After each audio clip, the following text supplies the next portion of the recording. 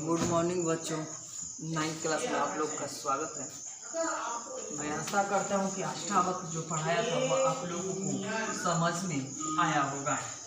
उसी में आप लोग को हमने कहा था कि ऑब्जेक्टिव आप लोग लिख लीजिएगा, सारांश भी लिख लीजिएगा। बहुत सारे बच्चों ने इसका एग्जाम्पल ऑब्जेक्टिव लिखा था और इस पाठ का सारांश भी लिखा था। मैंने कहा था कि आगे का चैप्टर जो है टॉल्स्टॉय के घर में राम कुमार द्वारा लिखित ये मतलब एक रिपो तर्जा है। तर्ज देखते हैं।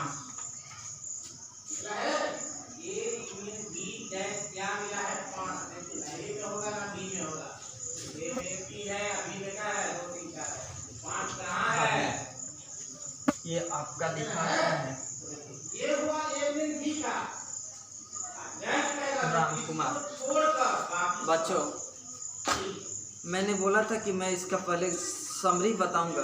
पहले राम कुमार के बारे में थोड़ा जानकारी ले रहे हैं कि राम कुमार जो थे प्रख्यात चित्रकार और लेखक। प्रख्यात चित्रकार मतलब फोटो बनाते थे बच्चों। इनका जन्म जो हुआ था सन 1924 ईस्वी में हुआ था। वो भी कहाँ पर? शिमला। किनका? राम कुमार। ये ऑब्जेक्टिव में आप लोग को आ सकता है, तो इसको आप लोग नोट करते चलिएगा। इनकी प्रारंभिक शिक्षा जो थी शिमला में ही संपन्न। प्रारंभिक शिक्षा मतलब पहली कक्षा से लेकर 10वीं कक्षा तक सेंट स्टीफेंस कॉलेज दिल्ली से अर्थशास्त्र में उन्होंने एमए किया। मतलब मैट्रिक के बाद जो होता है आगे की शिक्षा उन्होंने कहाँ से किया? दिल्ली से। और किस विषय से? अर्थशास्त्र से। इसी दौरान उन्होंने प्रख्यात चित्रकार शैलेज मुखर्जी, मतलब प्रख्यात चित्रकार थी उस समय शैलेज मुखर्जी, सादा स्कूल ऑफ आर्ट, मतलब उस कॉलेज का नाम था। किनका? शैलेज मुखर्जी का। से चित्रकला की शिक्षा ली और उन्हीं से वहाँ से उन्होंने चित्रकला की मतलब जो बनाने का फिगर होता है वह उन्होंने वहाँ से पढ़ा था। चित्रकारी बनाने के लिए पेंटिंग। कौन? राम कुमार। अपनी चित्रकला की शिक्षा को विस्तार देने के लिए वे 1949 में पेरिस गए और 1952 तक वहाँ पर रहे। पेरिस में कब गए थे? 1949 ईस्वी में। और कितने दिनों तक रहे थे? 1952 ईस्वी तक। मतलब इस 3 वर्ष के अंतराल में पेरिस में उन्होंने अपनी चित्रकला की प्रदर्शन की। वहां पर बढ़ावा देने के लिए क्या गए थे? राम कुमार गए थे, पेरिस गए थे। उन्हें 1972 ईस्वी में पद्मश्री सम्मान, पद्मश्री जो भारत सरकार द्वारा वह मिला था। 1985 में प्रतिष्ठित कालिदास सम्मान समेत अब तक अनेक सम्मान प्राप्त कर चुके। कौन? राम कुमार। 1924 ईस्वी में जन्म हुआ था। सम्मान कर चुके थे। राम कुमार की कृतियां जो है उपन्यास घर बने घर टूटे, मतलब उनके उपन्यास जो लिखे थे राम कुमार वे हैं। देर सवेर, कहानी संग्रह, हुस्न बीबी तथा अन्य कहानी, एक चेहरा, समुद्र, एक लंबा रास्ता, मेरी प्रिय कहानी, दीमक तथा अन्य कहानियां, झिंगुरों का स्वर आदि, रजो यूरोप के स्केच, अनुवाद वार्ड न 6, लेखक के चेखक के वर्ष लघु उपन्यास का हिंदी अनुवाद। ये बहुत सारे उपन्यास का हिंदी अनुवाद इन्होंने किया था। राम कुमार के साहित्य में निम्न वर्गीय कस्बाई जीवन, गहरी अनुभूति और संवेदना के साथ व्यक्त हुआ। ये जो मतलब लिखे हैं टॉल्स्टॉय के घर में, वह अनुभूति और संवेदना के साथ इन्होंने लिखा था।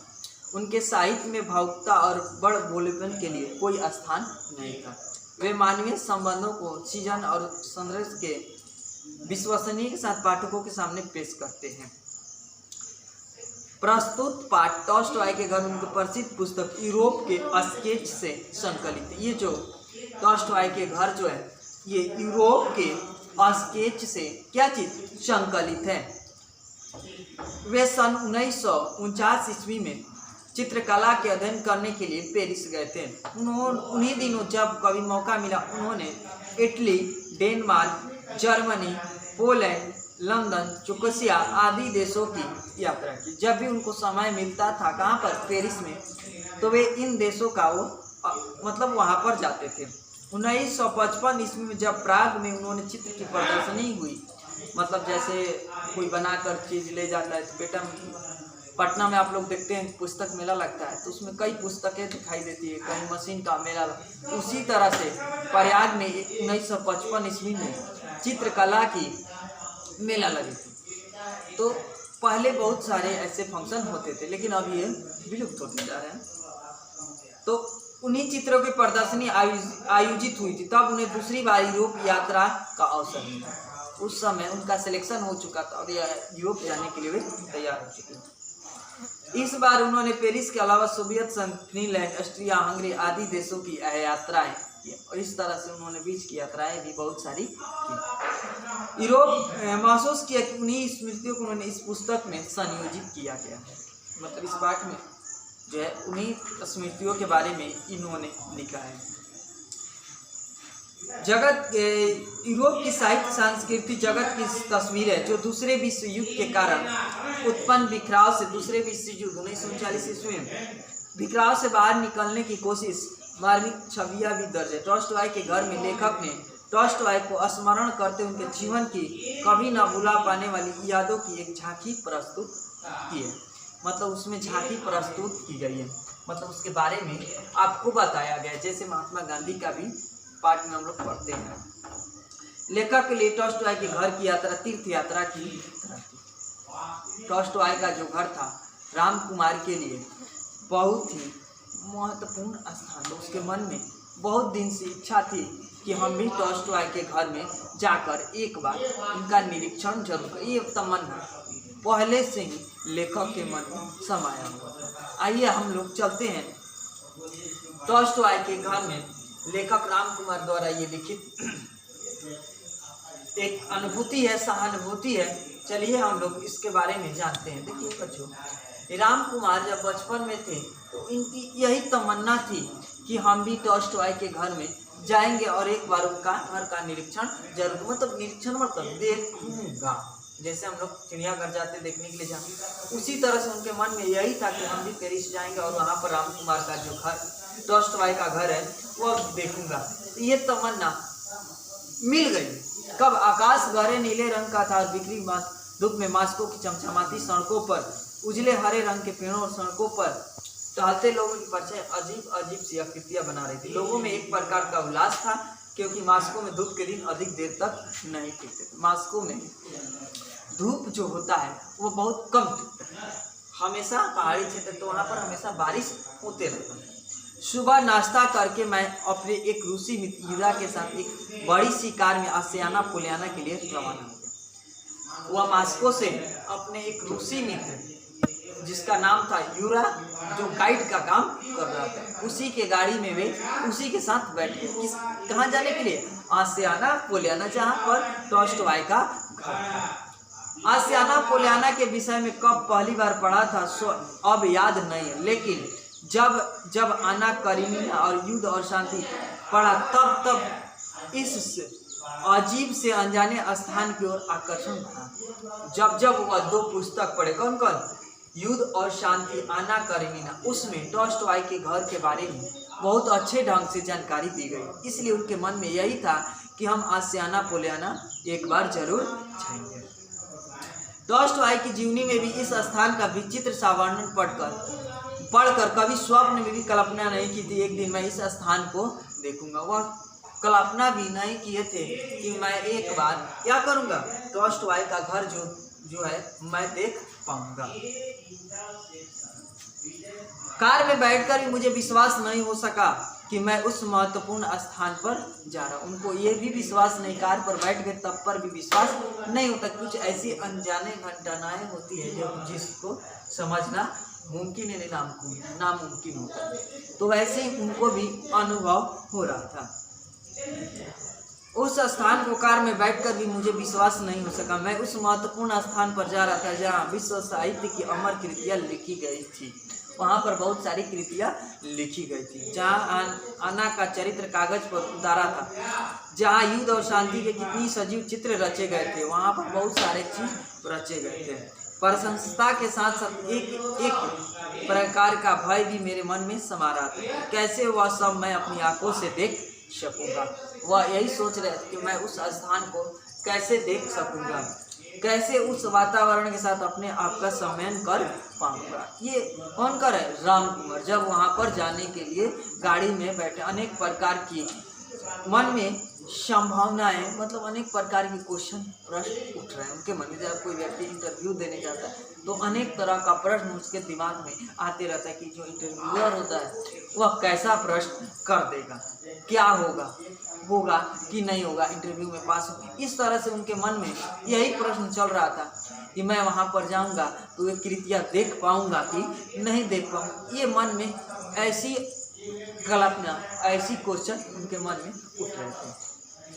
कार जो था 70 मील की रफ्तार से भागी जा रही थी, मतलब 70 पर आवर घंटे की रफ्तार से भागी जा रही थी। सड़क के दोनों ओर हरे और गहरे पीले रंग के लहलहाते खेत सूरज की रोशनी में क्या हो रहे थे? चमक रहे थे। जब गाड़ी जा रही थी तो वह क्या हो रहा था? मतलब ये चारों तरफ ये आपका खेत है और आपका ये बीच में क्या है?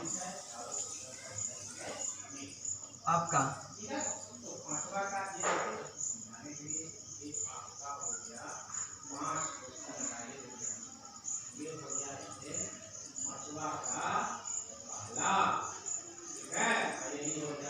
ये आपका गाड़ी हो गया बच्चों।